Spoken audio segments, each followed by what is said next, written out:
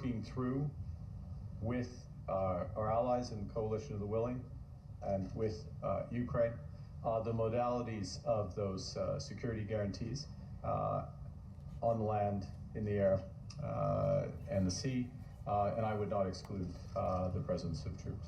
It really seems to be beating the war drum, and I don't understand why Canada would be leading the beating of a war drum. Doesn't make much sense to me. Not a lot of this has made much sense to me, really, especially since he was excluded from the big meetup at the White House. I wonder if maybe it's to try and make up lost ground because of his lack of a presence there. Not many people are going to remember that he was excluded from that big meeting. So now this is like a fresh news agenda.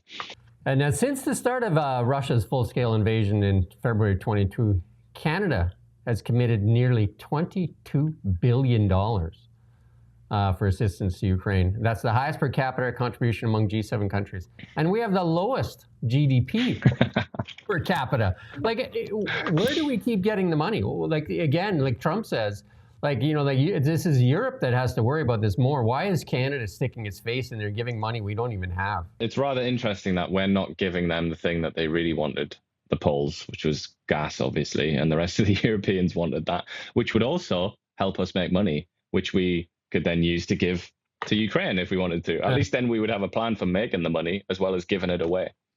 A lot of this money that Canada and many other nations have given Ukraine ends up in the pockets of the American military complex. Everybody should know that too. So, you know,